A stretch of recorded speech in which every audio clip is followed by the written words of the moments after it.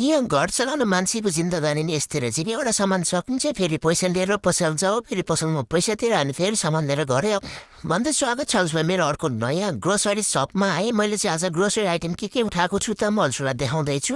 सुरुमा चाहिँ यो रुम फ्रेसनरदेखि स्याम्पू यो चाहिँ घिउ हो घरबाट लाग्ने घिउ चाहिँ लिमिटेड हुन्छ त्यही भएर पुलाउहरू बनाउँदा यो घिउ एकदम युजफुल हुन्छ अनि यो चाहिँ वुमेन हर्लिक्स भने चाहिँ कहिले खाएको छैन यसपालि टेस्ट गरौँ भनेर यो मेरो नुहाउने साबुन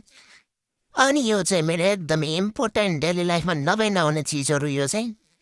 अनि यो चाहिँ ड्राई चिल्लीले चाहिँ यो चिल्ली फ्लेक्स बनाउनको लागि ल्याएको हो अनि यो हो मेरो प्याराको खानेकुरा अनि सँगै चोकोपाई पनि अरू कसले खान्छ चोकोपाई मैले खान्छु यो मिठाई पनि मेरो वान अफ माई फेभरेट नै पर्छ अनि यो हो हाजमला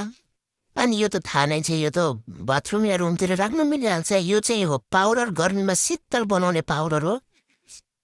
अनि साबुन यो चाहिँ मेरो चाहिएको कुरा थियो आज लिस्टमा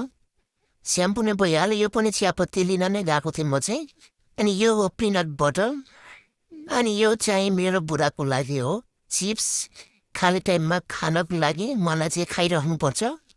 यो हो सोया चङ्क्स मतलब सोयाबिन कहिलेकाहीँ तरकारी मनपर्छ मलाई यसको यो चाहिँ सोया स्टिक भइहाल्यो एकदम फेभरेट मेरो चाहिँ यो चाहिँ नरिवल पानी हो कोकोनट वाटर भन्छ तर 4-5वटा ल्याएमध्ये एउटा मात्रै बचेको छ यो हो अगरबत्ती अनि सँगै यो पनि मेरो डेली इम्पोर्टेन्ट कुरा हो यो भएन भने मेरो दिन जान्न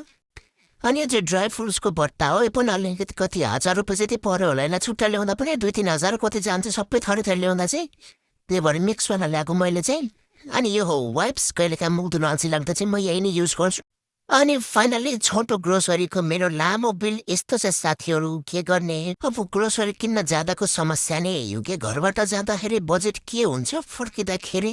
बिलको बजेट अर्कै भएर आइदिन्छ